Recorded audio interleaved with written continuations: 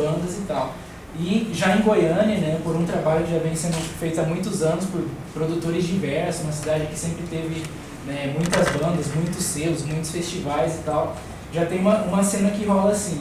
Então teve o Grito Rock Goiânia lá, que foi 2 dias, foi 28 bandas no total, banda pra caramba, né? E no meio dessas bandas, tinham bandas que, por exemplo, tá no line-up do Primavera Sounds, que é um festival enorme de Barcelona, que toca Pixies e Queens of the Stone Age, e aí vai ter banda de Goiânia lá também, que é o Black Ground Sharks, e também a Black Ground Sharks está também no South by Southwest, que é um festival de Austin, Texas, nos Estados Unidos, e o Bugarins também de Goiânia também está nesse festival dos Estados Unidos fazendo uma turnê na Europa também.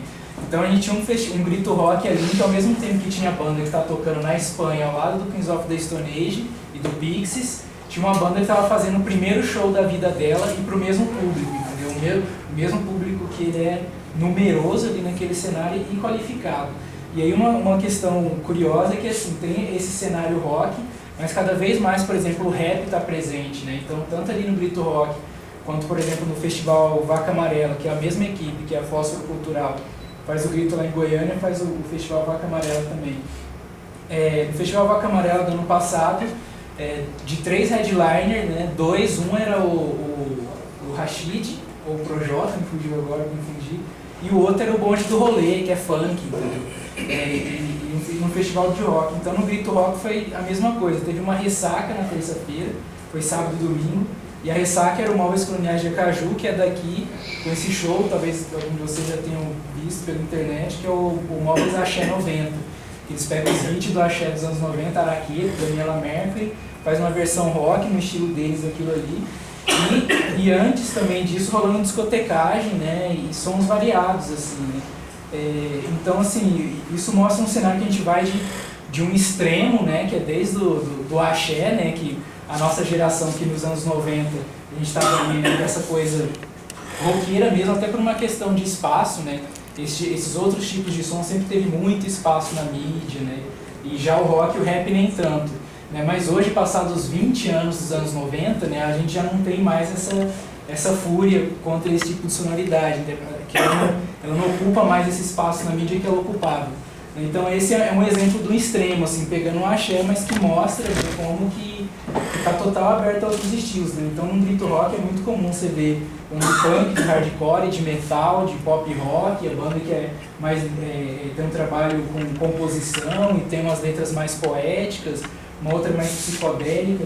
Então, enfim, tanto dentro do rock tem essa variedade total, quanto nos estilos musicais de maneira geral, assim, né? De linguagens, né? E aí acaba que essa questão de linguagens, ela vai além da música também, né? Então o Grito Rock tem várias campanhas, em que, por exemplo, tem a questão das artes cênicas, tem a questão da literatura independente, né? Tem a questão de formação, né? Tanto de cenário independente, né? De produtores e bandas que já têm uma certa experiência, poder estar compartilhando essa experiência, quanto formação com criança mesmo, né? Tem o Grito Gay, que é uma campanha de formação no sentido, né, de diversidade sexual, enfim, assim, né? Tem no gritorock.com.br/campanhas, tem lá, né,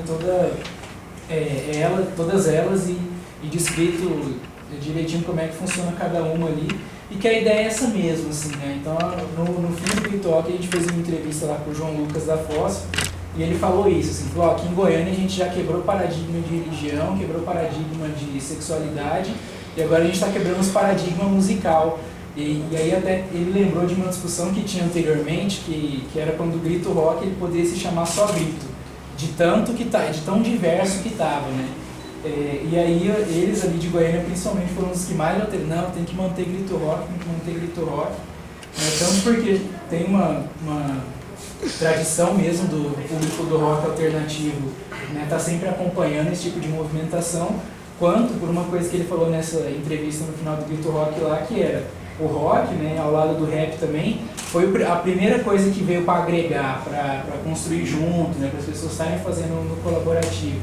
Né, e aí, bacana que o Grito Rock nessa trajetória, né, e aí já se vão mais de 10 anos, né, ele surgiu lá em Cuiabá, Mato Grosso, que apesar de ser uma capital de um estado, ele por questão de deficiência de estrutura, de tudo mais, não tem, a gente sempre falava isso, não tem um JCM em Cuiabá para você alugar, você tinha que trazer de São Paulo, pagar o frete, era sempre uma grande dificuldade de realizar eventos ali, né? Mesmo sendo uma capital. Então você pega, se é assim uma capital, imagina no interiorzão mesmo de todos os estados do Brasil. Né? Então o Grito Rock surgiu ali, nessa perspectiva de ser uma alternativa no carnaval, aquele público que não queria vestir o abadá e ir para micareta e gostava de outras coisas. E aí é aquilo, não é que a gente tem alguma coisa contra isso e quer que isso acabe, mas quer dar voz mesmo para essa diversidade, né? Dar opção para o público, não só para o público, quanto pessoas que estão se profissionalizando e buscando sobreviver disso, né? Seja o cara que montou a banda, seja o cantor de rap, o cara que é jornalista independente, o cara que é cineasta independente, e toda essa cadeia produtiva da cultura que aí vai, né? E pensando de maneira colaborativa, isso tem muito mais resultado, né? A coisa fica muito maior, né? Fica mais barato para todo mundo, né? E aí o festival surgiu dessa maneira, ele acontecia só em Cuiabá, de 2003 a 2006, é isso, né, Maria? E aí a partir de 2007 surgiu a ideia dele acontecer em outras cidades também. E aí foi, no primeiro ano foi em 30 cidades, no outro foi em 60, né? E aí a gente chegou no patamar que no ano passado a gente teve 300 cidades em 30 países, né? E esse ano, né, a gente colocou uma meta de 400 cidades em 40 países, né? Esses 40 países já estão confirmados, alguns deles já estão acontecendo. Esse fim de semana agora teve no Uruguai, fim de semana passado teve em Nova York, quer dizer, Nova York vai ser essa semana agora, aí no fim de semana passado teve em Manchester, né, e tem na Grécia, ano passado teve na Austrália, semana passada teve no Cabo Verde, na África também, né, e a internet ela possibilita muito isso, assim, né, você está em contato com o cara lá na África, lá em Nova York, pela internet, por e-mail, compartilha as tecnologias, compartilha esse know-how de produção, digamos assim, e essa coisa integrada, né? Então, por exemplo, quando o Paulo ele vai dialogar aqui com a administração, né, ele já tem o Samamba Rock, né, ele já é conhecido aqui, tem muitos anos de trajetória, né, e além disso ele fala, ó, agora, né, além das ações que eu já faço na cidade, eu estou me integrando com um festival que acontece em 40 países do mundo, então essa produção que eu estou fazendo, entrando nesse ambiente colaborativo, está conectando Samambaia com Cabo Verde, com Londres, com Austrália, né, com Nova York, com Manchester, com Uruguai, Argentina, Colômbia, Bolívia e por aí vai. Né? E assim, a gente usa e abusa mesmo assim, dessa integração que a internet possibilita, né? Assim, a gente se comunica em tempo real o tempo todo, né? Então você pega o que era no movimento punk lá atrás, o cara mandava o zine, né, mandava a fitinha cassete, demorava para chegar pelo correio, depois que vinha a resposta. Nessa conversa com os caras que tramparam nessa época, era tipo assim, as bandas saíam fazendo um turnê sem saber se quando chegasse lá na cidade ia rolar mesmo. O cara organizava tudo por carta, né? Aí ele ia, aí quando ele chegava na cidade ele queria ver se o show estava organizado mesmo e se rolou ou não. E hoje a banda ela já faz a turnê no celular ali, ela já está no WhatsApp ali conversando com o produtor e vendo como é que está acontecendo. E se acontecer algum motivo que cancelou, como por exemplo lá no Acre, está tendo a cheia do Rio e cancelou o Grito, né? Que né, a cidade está sem estrutura, está alagada. Né? A banda já soube e não vai, diferente dos anos 80 que o cara tinha que... Enfim, assim, aí só dando uma explanação de como que surgiu e como que a gente está nesse cenário hoje. Né? Depois a gente fala um pouquinho do DF também, que até então ele só acontecia em uma localidade, às vezes no Plano, às vezes em Taguatinga, Planaltina, e esse ano ele está sendo num monte de lugar, né? Samambaia pela primeira vez, Guará pela primeira vez, Braslândia, etc. Então depois a gente fala um pouco mais desse recorte DF, de como é que está sendo. O que é interessante, pegando um gancho rápido, é que o Grito não é uma franquia, né, gente? Igual o McDonald's é uma franquia, se você for fazer, tem que abrir um McDonald's, tem que ter um padrão de qualidade, tem que ser esse padrão aqui, aí você paga. Não tem isso, né? Ele é um festival que é feito colaborativamente, né? Um monte de gente que produz a sua cidade, que de repente você fala assim, cara, tem um festival muito legal em Cuiabá, bora fazer todo mundo junto dessa narrativa. A grande sacada de rede é a narrativa que você consegue dar junto para ela. Por que é legal, né? Você fazer parte de uma rede. Peraí, o que eu ganho com isso? As pessoas perguntam, né? Todo mundo, usando aquela narrativa, ele consegue se fortalecer na sua localidade, né? A gente consegue abrir portais para o mundo, né? Portais para o que está acontecendo de mais bacana no mundo hoje através uma narrativa através do que é, por exemplo, o grito rock. Então, tipo, quando o Ney fala assim, porque a gente é um festival que está em Samambaia, né, no Brasil profundo, que a gente fala no Brasil profundo, né, com as tuas características locais, com a maneira daquelas pessoas trabalharem, com a maneira daquelas pessoas se relacionarem. E está em Londres também, que é uma metrópole que tem uma narrativa enorme, mundialmente falando, mas que também tem as pessoas, a maneira como elas trabalham ali. Então, assim, gente, hoje o grito e as redes, eu acho que mais que o grito, as redes, né, o que elas são? Elas são grandes portais para o mundo e são formas que as pessoas encontraram de trabalhar junto e de se virar junto. A gente fala que se tem uma ciência que pauta essa maneira de trabalhar, é a tal da civirologia. É aquilo que o rock já sempre fez muito bem, é o tal do se virar para fazer a coisa acontecer, entendeu? Então acho que esse que é o espírito que o rock traz pro grito, e que a gente às vezes fica assim, pô, vamos tirar o rock do grito, porque é muito mais do que o rock, mas traz esse espírito de, velho, vamos fazer. Independente de como nós vamos fazer. Se não tem grana, a gente inventa a grana. E aí quando a gente fala da moeda social, né? Que a maioria das vezes, quando a gente fala assim, vamos criar uma moeda, por exemplo, né? A cultura lá atrás, ela sempre fala que a moeda ela já criou há muito tempo, né? E não é que tem que ser assim, é que é só mais um instrumento, como tem vários outros instrumentos, né? A grande questão é, diante da dificuldade, você não sentar e chorar, né? Você tá com a dificuldade na frente e falar, cara, vamos dar um jeito. Né? Que a tal da civirologia é isso. Vamos dar um jeito. E aí, com vontade, você vai lá e faz. Então, acho que esse que é o espírito que o rock do grito ele carrega.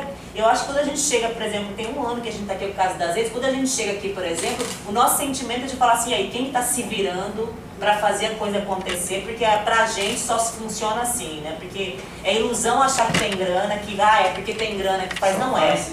Né? Não só faz se tiver grana, muito pelo contrário, né? A grana ela falta para todo mundo e sempre. Né? Então a gente só consegue fazer realmente porque a gente entende que, velho, se não for assim, você vai sentar e fazer um concurso público.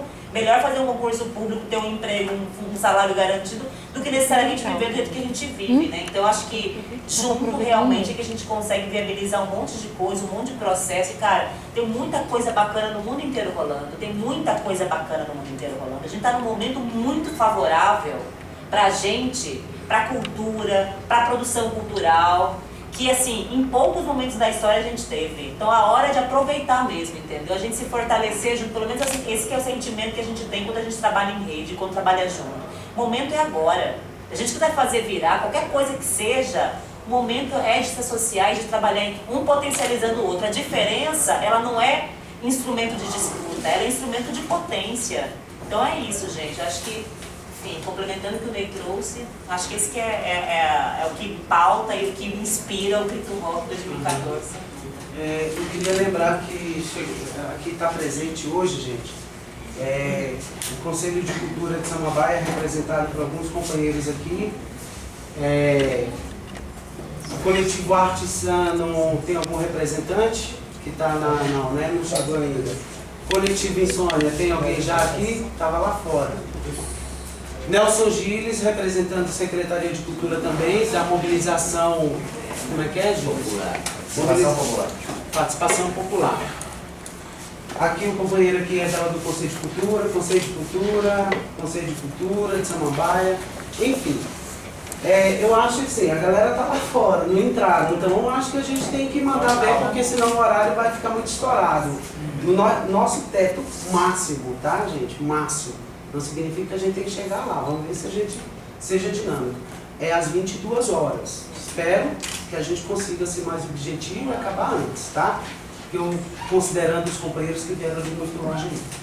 Então, assim, Vitelli, companheiro aqui de Planaltina, marcando presença, o companheiro da Secretaria da Educação também, cadê ele, Ronier? Desculpa, tá aí. Enfim. Conselho da Cultura de Planaltina, muito bom aí, tá bem representado, hein? Eu acho que a gente poderia já dar início, sim, ao nosso debate, tá? Grito Samambaia Rock foi uma sugestão minha, né? Eu chamei Grito Samambaia Rock, pode escrever, porque está se enquadrando dentro do nosso evento, do nosso festival. E o debate, gente, está voltado para a questão da cultura na periferia e produção independente. Então, quando a gente fala de cultura na periferia, eu tenho um ponto de vista que a gente tem uma série de coisas a abordar. Inclusive questões da questão que já vem acontecendo, a questão, seja ela alternativa, como seja ela a questão que hoje a gente batalha pela nossa cidade, que é um complexo cultural. Eu vou pegar esse gancho aí porque eu já estou abrindo com a questão do patrimônio, tá? Então, quem é morador da cidade de Samambaia, ou quem não é de Samambaia, mas que é morador de Brasília, sabe as dificuldades que nós temos em equipamentos culturais dentro do Distrito Federal. Porque geralmente centraliza-se mais ao plano piloto.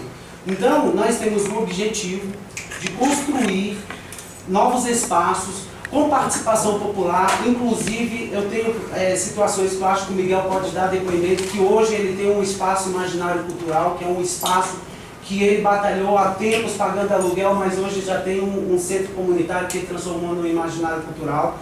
Então nós temos outros que funcionam nas suas casas, enfim. Aí a questão do complexo cultural, que é uma luta nossa hoje dentro da cidade de Samambaia, que já há 6 anos, se eu não me engano, Desde 2007. que a gente vem batalhando. Então assim, com essa participação popular, que o Nelson vai falar muito bem sobre isso, nós estamos aí conseguindo viabilizar a construção desse espaço. Mas nós acabamos buscando outras alternativas, que por exemplo hoje tem a Kleber, que vai estar representando a coordenadoria da juventude aqui, está ali no fundinho, que ela poderia depois vir para frente porque ela vai falar um pouco, que é essa alternativa da carreta da juventude que vem acontecendo em diversos lugares já do Distrito Federal. Então, são alternativas que a gente vai ter que buscar mesmo, até um dia a gente for transformar numa cidade perfeita ou quase perfeita, né? Que às vezes a gente pensa de chegar na perfeição, mas se tiver pelo menos a metade da perfeição, já é alguma coisa. Inclusive, eu, por ser pioneiro em Samambaia, sei ênfase, dificuldades para uma banda poder ensaiar, para uma banda tocar. Às vezes um botequinho que chega lá e fala assim, não, você toca sertaneja? Não, então não presta para mim. Ah, você toca MPB? Não, beleza, vai para o plano piloto porque lá tem bar desse perfil. Sabe, esse tipo de coisas também, que a gente tenta, de certa forma, quebrar, né, paradigmas. Então, quando o Ney me convidou para participar do Grito, aí eu pensava que o Grito era uma coisa, eita, rock and roll, heavy metal. Não, gente, é muito mais além. E aí é essa expansão, esse objetivo que me aguçou o interesse, inclusive, eu acho que o ano que vem a gente pode ter uma participação maior de pessoas que vêm com teatro, que vêm com literatura, inclusive o companheiro aqui, que é poeta, entendeu? Que possa estar participando do Grito dessa forma, e independente de ter o Grito ou não, fomentar a cultura na cidade, ela é um processo contínuo. Né? É um processo contínuo. Eu acho que a gente tem que brigar por ter um cinema dentro da cidade, nós temos que brigar por ter um complexo cultural dentro da cidade, salas de ensaio dentro das cidades, salas de dança dentro das cidades, e descentralizar mais essa coisa do plano piloto, como a gente sempre viu o plano piloto como o único lugar de entretenimento. Não, vamos quebrar. Inclusive Planaltina está lá também batalhando seu complexo cultural, se eu não me engano, desde 1989, 92. Então, mas Planaltina e Samambaia são as únicas cidades. Não, acho que a gente tem que aguçar o interesse em todas as cidades em querer esses equipamentos. E aí, eu posso falar um pouco como subsecretaria do patrimônio e secretaria de cultura, enfim, é que hoje nós estamos lutando por complexo, que já está acontecendo com uma participação muito grande aqui do Conselho de Cultura, que não é uma coisa que veio da Secretaria de Cultura, pelo contrário, saiu da comunidade e foi para a cultura. Nós temos aqui também essa questão do Centro da Juventude, né, Kleber, que está prevista a construção aqui na quadra 402, se eu não me engano, você pode falar, confirmar depois. E o CELS. CELS já está sendo previsto na Ceilândia. CELS é um projeto, gente, do Rio, São Paulo, Manguinhos ali, já existe. É um equipamento, ela batizou, né, como CELS, lá que eu... CEL das Artes, né? Que já está sendo viabilizado 2 na Ceilândia e 1 no Recanto das Emas. E Samambaia a gente estava previsto para ter um aqui nas quadras 1800, mas saiu do papel porque o Ministério do Esporte acabou priorizando outras cidades. Enfim, tudo bem, porque a gente vai ter um complexo cultural, a gente já tem a Vila Olímpica, tá bom, mas eu acho que no segundo momento a gente pode ter esses equipamentos. Eu acho que quanto a equipamento cultural, o Centro Cultural Parque Três Meninas, justamente, bem lembrado, Nilson, é outra luta nossa, que inclusive já está nas discussões na Secretaria de Governo. O que é o Centro Cultural Parque Três Meninas? É um equipamento que a gente possa ter galeria de exposição, área para a gente poder fazer um festival, um sarau, alguma coisa nesse sentido, um centro de estudo e pesquisa em arqueologia, que se vocês não sabem aqui, quem é de Samambaia, quem não é, não imagina, mas nós temos um sítio arqueológico chamado Área JK, que inclusive foram extraídos 5.000 peças desse acervo do sítio arqueológico, que hoje se encontra em Goiânia, na Faculdade Católica. Por que está em Goiânia? Porque Brasília não tem lugar para condicionar esse tipo de acervo, olha que absurdo.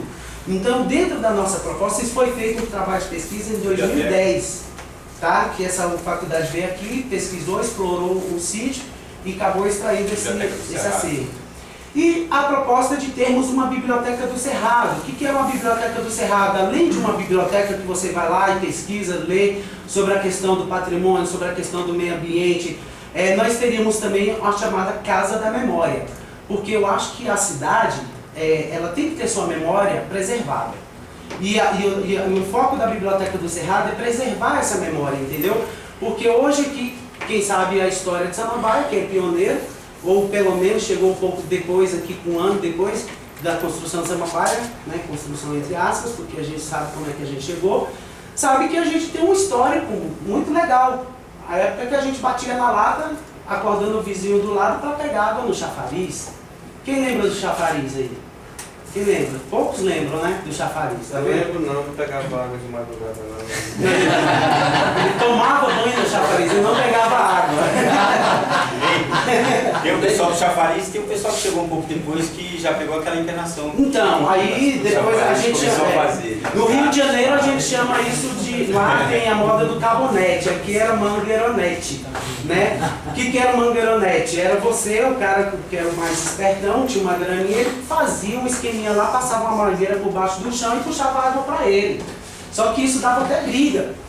Porque o cara ele queria ter o conforto, mas não pensava que as outras pessoas precisavam daquela torneira também para pegar a água ali na lata, né?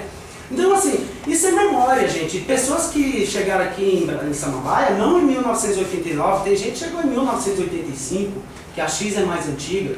Então, isso é a memória da cidade.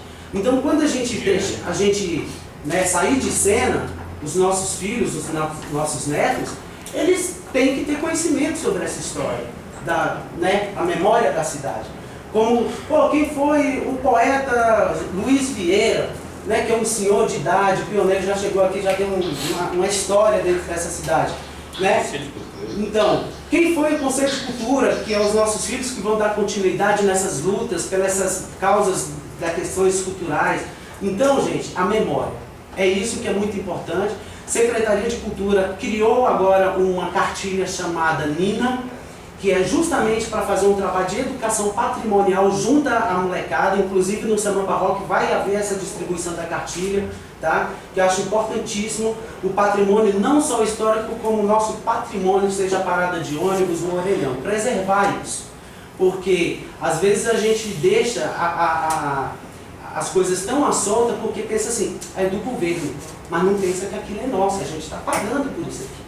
Então, se a gente não tentar fazer um trabalho de educação, né, sobre o patrimônio como um todo, vai virar o que está virando em diversos lugares. As pessoas perdem o respeito até pelo patrimônio humano, o respeito pelo humano. Né? Então, é isso que a gente busca preservar. A Secretaria, como a Subsecretaria do Patrimônio e de Cultura lá, né, das políticas e promoções culturais também vem trabalhando, a de fomento também vem trabalhando o FAC. Nós temos diversas ações, que inclusive alguns companheiros estão no trânsito, que vão falar com mais propriedade. Então, pelo menos na parte do patrimônio, eu acho que eu já dei uma adiantada. Eu passo a palavra agora para o Nelson Gilles, que se quiser já falar. Boa noite. Como está organizado o debate, mas eu gostaria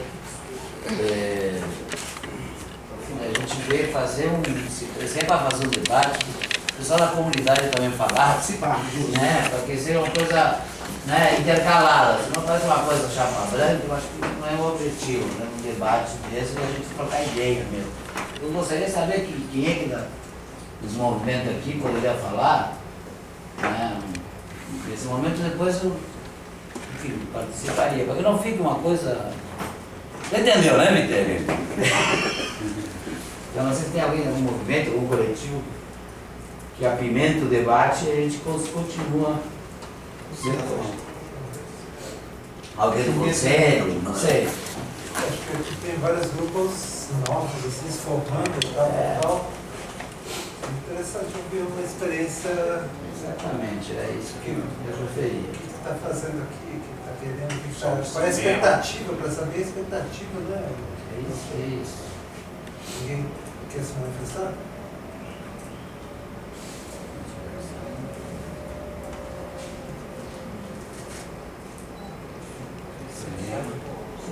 Não?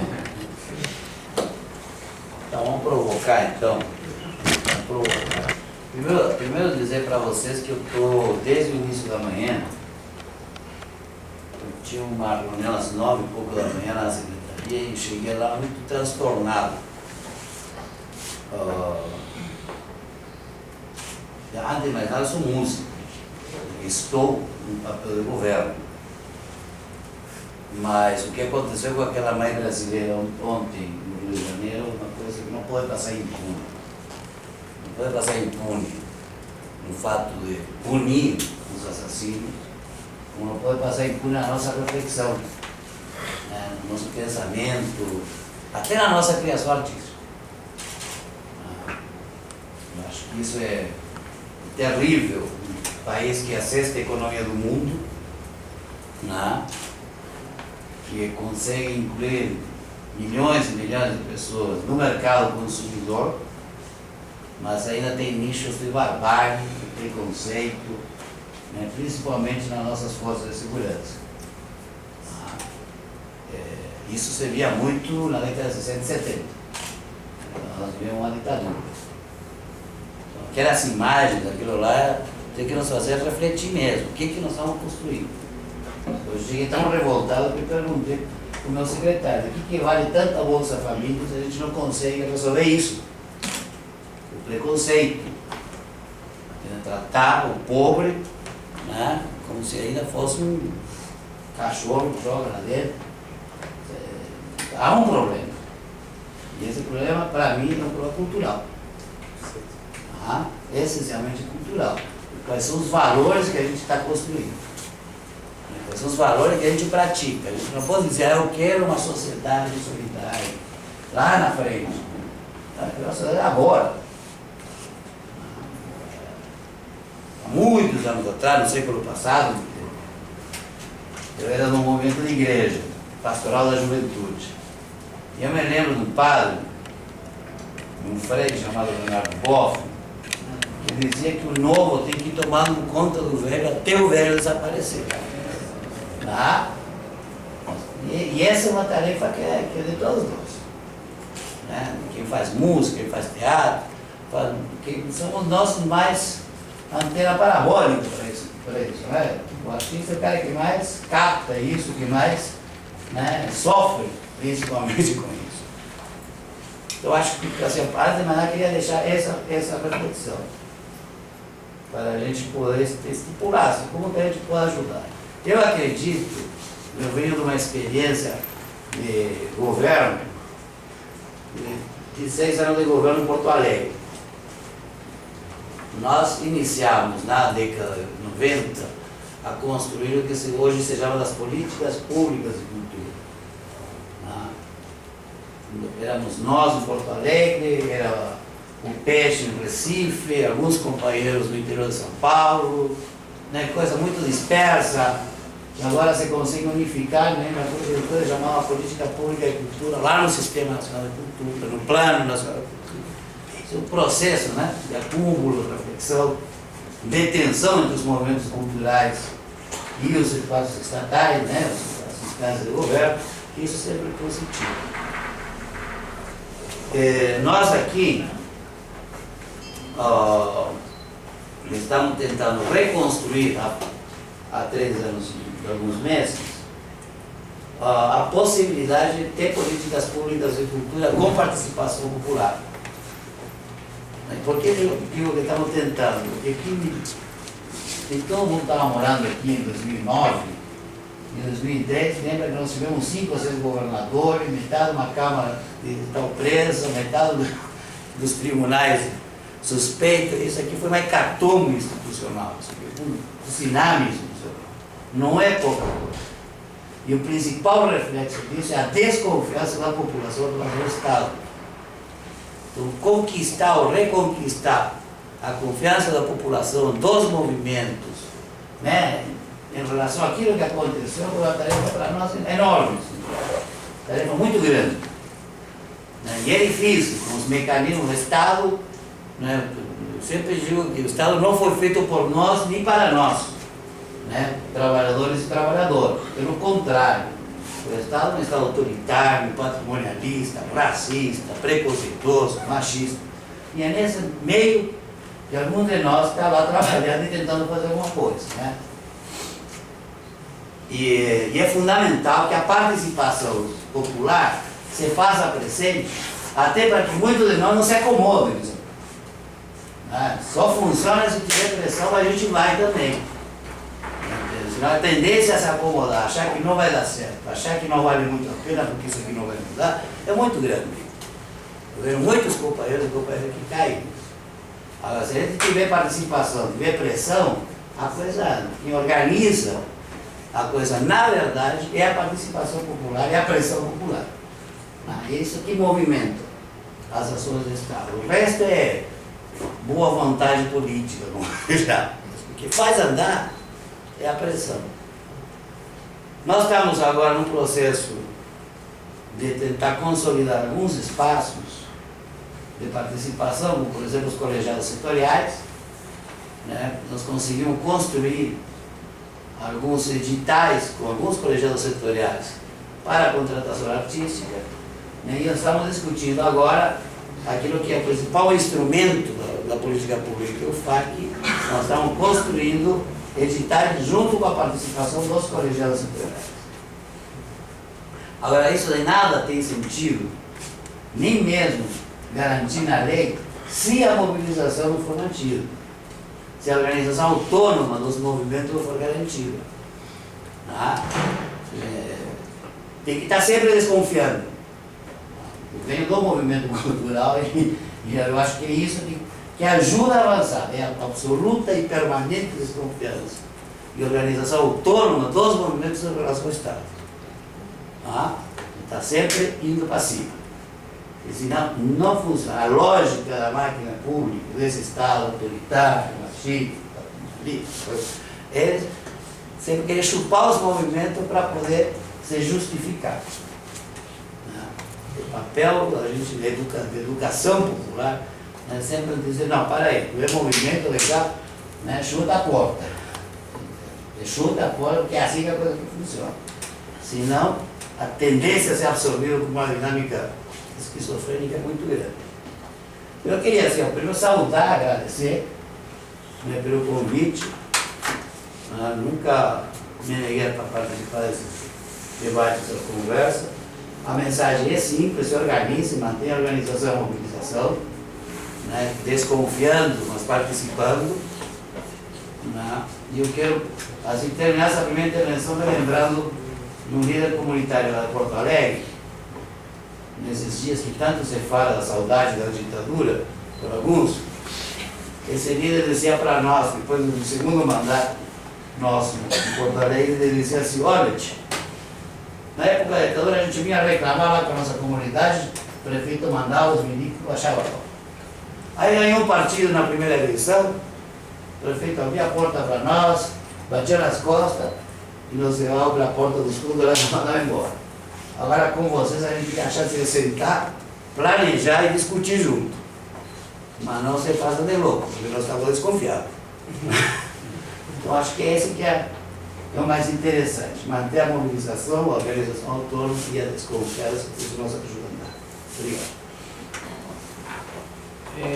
Nelson, eu gostaria, assim, a gente falou, agora eu falei, ele falou, eu acho que a gente poderia abrir para vocês alguma pergunta, algum questionamento, enfim, por exemplo, dentro das nossas colocações aqui, quando fala dessa questão da cultura na periferia, produção independente, vamos lembrar que temos algumas ações governamentais que eu acho que é o maior interesse da maioria aqui, inclusive porque a gente conversou lá fora, sobre essa questão do que é o Siscute. Não sei se o Nelson deu uma falada sobre isso por cima. Se vocês tiverem dúvida, perguntarem, a gente, da medida possível, ele vai respondendo. Sobre o que é o FAC, sobre o que é a lei de incentivo do DF, né, que a gente conversou ali também. E eu acho que fica aberto também para vocês falarem, sabe, perguntarem. Até porque, como duas pessoas aqui já falaram, a questão, eu acho que na sequência, Kleber, a gente abre um momento para falar muito essa questão da cultura e a coordenadoria vem falando da ação e da questão da participação popular, da questão da carreta, tá? Porque aí a gente faz em bloco. O que vocês acham? Para não se perderem. Não é melhor abrir? E aí a gente faz assim pro bloco. O Nilson também, gerente de cultura aqui, tá? Que está representando a administração. O Startazini também, que eu não cadê, eu acho que ele já deve ter se ausentado. Poderia também falar quanto é RA, tá? Tá. Então a gente abre no segundo bloco, tá? O segundo bloco a gente abre aqui Kleber da Juventude e administração. Pode ser? Então, alguma pergunta, alguma curiosidade referente a essa questão que o Nelson falou e o que eu acabei de citar aqui? Vocês têm alguma curiosidade, alguma dúvida? Alguém já sabe o que é o Siscute? Eu vou fazer uma fala nesse sentido, assim, eu sou de formação de militância social aqui em Samambaia desde algum tempo atrás. E assim, a gente brigou com esse governo do estado nesse momento, né? Fiz campanha no segundo turno para majoritário, no primeiro eu não fiz porque eu estava também já com o pé atrás. Tem algumas questões e tudo mais, mas a gente acabou sendo tomado pela força. É melhor a gente ficar do que os outros, né? E aí a gente acabou conseguindo fazer que esse governo está aí estabelecesse. E nesse processo todo a gente realmente percebe que o Estado ele é engessado, né? A gente conversou muito, discutiu muito, estava com assim, essa vida agora vai. E ainda vamos, então, e aí muitas coisas aconteceram. E aí uma colocação aqui, o Paulo Nelson, que está aqui como governo, lá na cultura, que a gente ainda não consegue discutir com os companheiros que não têm acesso ainda aos conhecimentos dos editais, do Siscute, do FAC, além de incentivo à cultura. Assim, eu ano passado ainda busquei para ver se tinha a lei de cultura que a gente fez no edital para a UI, e a UI só aprovava projetos em estados que tinham lei de incentivo. Em Brasília, essa lei de incentivo que não está no site, não está não sei aonde, e aí eu fui na Câmara procurar, e até que eu consegui achar, mas que ela não está sistematizada ainda para ter, né, esse incentivo, patrocínio direto das empresas do DF e tudo mais. Com relação à própria divulgação desse material, né, desses incentivos, porque eu acho que quem está aí, né, no amor, na luta, assim, a gente não tem esse acesso, assim, não tive esse acesso há pouco tempo. Né? Então eu acho que o governo peca na divulgação dessas leis, entendeu? Assim, a gente tem um outdoor, e você faz 10 mil fios, tem um outdoor, fiz 10 mil fios, tá aqui, incentivo. Então assim, a gente acho que tem que divulgar mais, sabe, além de incentivo. Tem muitos, os ônibus estão aí, ó, atrás dos ônibus tem, sei lá, velho, divulgar, tem ônibus novos, mas também tem além de incentivo a cultura, acessa esse negócio aqui, vai, porque a pessoa fala, mas o Conselho de Cultura está aqui em Samambaia, não divulga, porra, é muito curto, velho, o movimento é muito pequeno para tanta gente, para tanta comunidade, a gente não consegue divulgar. Quando a gente vai fazer um evento, um projeto, a gente já está tão ali, né, as pessoas, mas ano passado foi no acampamento mesmo, você apareceu, né? Então, galera, nós temos que divulgar mais, mas assim, aí assim, tem uma galera fazendo o evento, mas são 4, 5 que estão carregando nas costas, sempre esse processo de a gente tentar, e a coisa vai acontecendo quando alguém vem e começa a compartilhar e vai para lá. O Facebook veio aí, deu essa abertura na divulgação, né, dos nossos eventos. Hoje a gente economiza muito papel para o Facebook, né? Então tem facilitado esse acesso. Mas, assim, eu acho que essa questão mesmo da divulgação, sabe? Do FAQ, do Siscute, né? Então, assim, de como é que pode ser feito isso, assim, vamos colocar nos ônibus, vamos abrir um portal. Os blogs. Sabe, assim, mas eu acho que ainda é pouco, sabe, assim, é muito pouco, assim, porque para o mutante, para a quantidade de grana que o governo gasta, divulgando a ação que ele faz, assim. Eu acho que a manutenção do Estado é a obrigação do Estado, então, assim, eu não vou chegar lá em casa, fazer uma compra no final do mês e colocar um banner. Eu fiz a compra esse mês. Eu vou gastar o meu dinheiro para fazer um banner. Eu fiz, sabe? Então, assim, a gente tem que diminuir essa publicidade, estou dizendo para a comunidade. Não, a comunidade não é besta, ninguém é bestado mais, entendeu? Aquela fase da comunidade achar que ela acabou essa fase. Se você faz o meio-fio, todo mundo está sabendo que o governo fez o meio-fio. Contaminação, sabe que é o Estado que está fazendo, não tem mais precisar de colocar. Até a SEB hoje coloca nos postos lá, a SEB está fazendo. Isso é ridículo, sabe? Economiza, né? Vamos economizar, vamos investir em outra coisa que é muito mais pontual. Aí minha grande crítica é exatamente essa. A gente sabe que o sistema se tentou, mas são muitos poderes, são 14 partidos, 17 partidos, não sei quantos mais do que aí. Não é o PT que está governando o Estado, né? Né? Tá? É publicidade mesmo. Pra quem? Olha o corporativismo. Olha o corporativismo. Sabe? Nogueira falando ali. Então, minha grande crítica é exatamente essa mesmo, da gente disseminar mais essa ideia, sabe? Sei, vai com outdoor na frente da cidade, pega um outdoor. As leis de incentivo à cultura são essas, vai ali, vai lá, o pessoal começa a divulgar mais. Né? Então, Mas antes investir nos blogs. E assim, só uma fala também que o Paulo falou assim, na verdade, assim, eu acho que a construção da cultura e do hábito de estar junto, do hábito de fazer eventos juntos, do hábito, né, da cultura, que é isso aqui é a cultura. Eu não posso pensar que eu estou construindo um complexo cultural de Samambaia lindo e maravilhoso, mas se isso aqui não funcionar, velho, vou ficar com a completa esvaziado, entendeu? Então, o nosso grande incentivo é formar a pessoa, formar um cidadão que é meu vizinho para assistir meu espetáculo. Meu vizinho do meu lado tem que saber que eu sou artista, que eu faço cultura, que eu faço teatro. Se eu começar pelo meu vizinho do meu lado ali, ampliando, às vezes, ele trabalha 5 anos e o pessoal fala, você trabalha com o quê? Meu vizinho do meu lado. Então, você tem que fazer esse processo, né, de chamar a comunidade, e esse processo é construção mesmo. A construção do complexo cultural não é um prédio que é importante, é a ação, a cultura é feita na rua, é na praça, esse espaço aqui é o espaço de cultura, né? Justamente. Não sei se tem alguém inscrito, eu queria... Se alguém quiser escrever, ou assim, se a gente vê que vai ficar muito tumultuado, a gente faz inscrição, tá? Então a próxima é ela agora e na sequência aí. Leandro. Então eu posso abrir mão, eu faço colocando, pode falar, gente. Então, no caso, você. Leandro, primeiro eu? Bem, o que eu vou falar, acho que não é uma questão relacionada especificamente à cultura, né? Mas acho que eu achei interessante o gancho que ele puxou.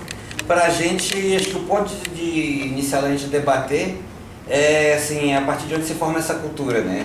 Muito se fala em preservar a memória da cidade, das pessoas, né?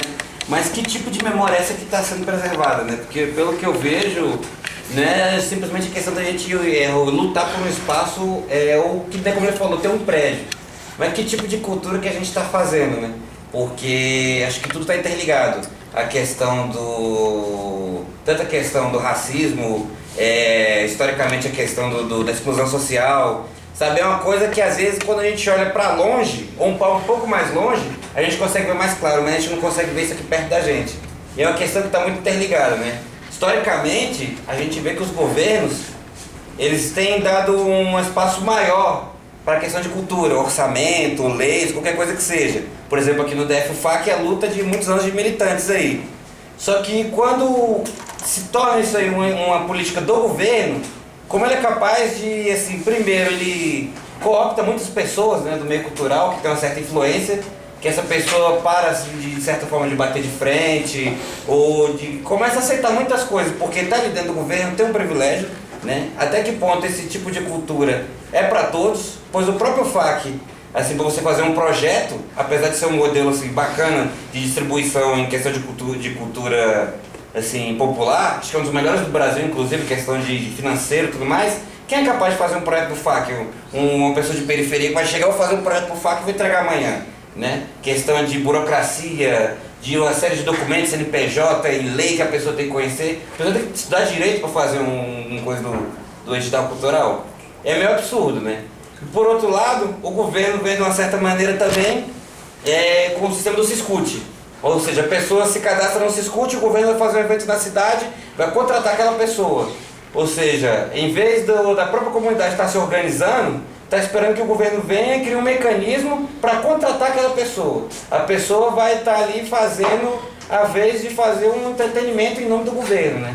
Então, até que ponto essa produção de cultura é independente, até que ponto essa produção de cultura está sendo financiada pelo Estado, está sendo incentivada mesmo para que seja popular, né? Para que não fique só esses mecanismos burocráticos e para que esse acesso seja realmente de todos.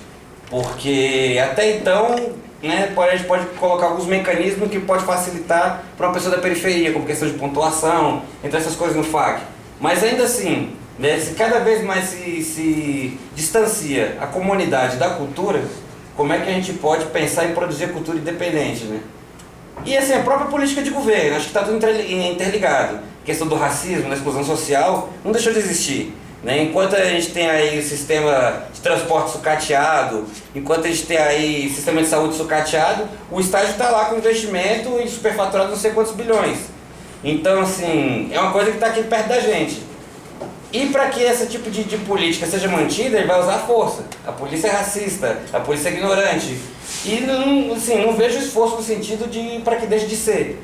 Para que exista uma participação popular. Então não é só a questão de você estar mudando um governo aqui, ou assim, né, cria um conselho em que algumas pessoas da comunidade estejam ali dentro do governo, se você não muda a estrutura toda. Eu acho que é uma questão da gente se pensar e debater em coisas cotidianas, né? Como ele falou, o negócio lá no Rio, parece absurdo.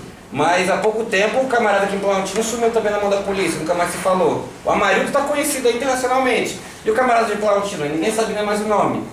Então acho que para a gente poder parar para pensar assim, que tipo de cultura que a gente quer produzir, né?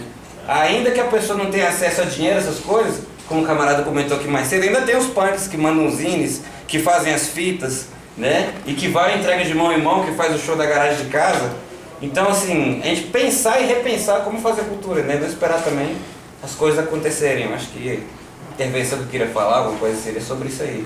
Pra gente, né, refletir sobre isso também. E vim distribuir, enfim, só uma sugestão, 2, 3 minutos de fala, só para... Tá. Faz tudo. Ranieri, né? Boa noite, Ranieri de Planaltina. Primeiro a gente espera o pessoal da cidade falar, a gente é de outra cidade, né? Depois da educação espera o pessoal falar. Eu queria, assim, eu queria falar do Nelson, é importante falar dos estúdios, da valorização da Secretaria de Cultura, mas eu queria puxar um pouquinho por questão do grito mesmo. Eu fui produtor do Grito Rock Planaltina ano passado, um dos produtores, vai ter esse ano também. Eu tenho 2 trabalhos, um é remunerado com dinheiro, pouco, mas que é professor, né? E outro trabalho que é a cultura e a militância. Eu tenho 2 áreas que sempre fui envolvida de moleque, que é a literatura e outra é o rock. Eu já tive banda, mas não foi muito boa, mas a gente está envolvido com produção. E envolve, sabe como? A gente não vê as coisas feitas do jeito que a gente quer e vai se envolvendo, começa a fazer show, ajudar a galera, papá. E envolvido com o Grito ano passado, a gente fez o Grito ano passado. Quem cuida lá é a banda Jazaru, que já montou uma produtora própria, pequena mesmo e tal, que é correria, banda pequena, que agora está fazendo uma projeção legal. E eu e outra galera vai se ajudando. E a gente teve o Grito ano passado, foi na correria, esse ano vai ter de novo, vai ser até no dia 29. E assim, eu queria falar um pouco desse período do Grito, que foi o mais bacana, foi integrar outras artes. O rock, ele tem várias vertentes, ele sabe várias linguagens, né? A gente sabe disso, não é uma coisa só. Mas muita gente também vê o rock como, e quer manter o rock como algo fechado. O integral tem seu preço, claro, né? E assim, mas é legal se abrir. E o legal do Grito Rock, que é a proposta das artes integradas, trazer outro público, trazer outras vertentes culturais. Em Planaltina mesmo, ano passado a gente teve poeta, teatro. Esse ano vai ter até a Lídia Diniz, que é um poeta da cidade, vai apresentar pra gente na cidade, sacou? E eu vejo assim, o pessoal em Planaltina, a galera, então não dá para colocar todo mundo. A ideia do festival é ser um festival integrado. Lá em Planaltina a gente vai levar bandas de outras cidades também, de outros estados. A ideia é mostrar a cidade lá fora do local. Porque não adianta para a banda também ficar fechando aquele local. A gente pensa assim. E mesmo aquela banda que não vai tocar, ela ganha, porque a cidade aparece. Tem o Paulo que está na correria, as bandas estão integrando e tal. Então, assim, então a Altina foi muito bacana, a gente fez ano passado, a parceria com o Fórum do Eixo. Aí vem falar, o pessoal do Fórum do Eixo está vindo de fora para cuidar da cidade. Palhaçada. Cada um faz o jeito que quer na sua cidade. O bom respeito.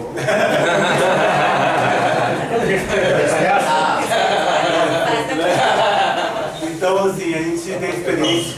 E aí, coisa muito bacana, só fechar a fala, que foi mais legal. Esse ano, que ano passado teve na Altina, vai ter Samambaia, Paranoá, Gama, Guará, São Sebastião, e a cidade integrando. A Altina vir tocar aqui, no Jazaru e Denóis, o pessoal vai tocar em Formosa. Isso que é legal. E pronto, o DF ainda, infelizmente, tinha a ideia de cada cidade separada, né? E a Fórum do Eixo, o pessoal conseguiu dar uma força nisso. A gente teve várias reuniões, né? O Grito Rock Samba não surgiu do nada, né? Nem de Planaltina, nem do Paraná, nem outros.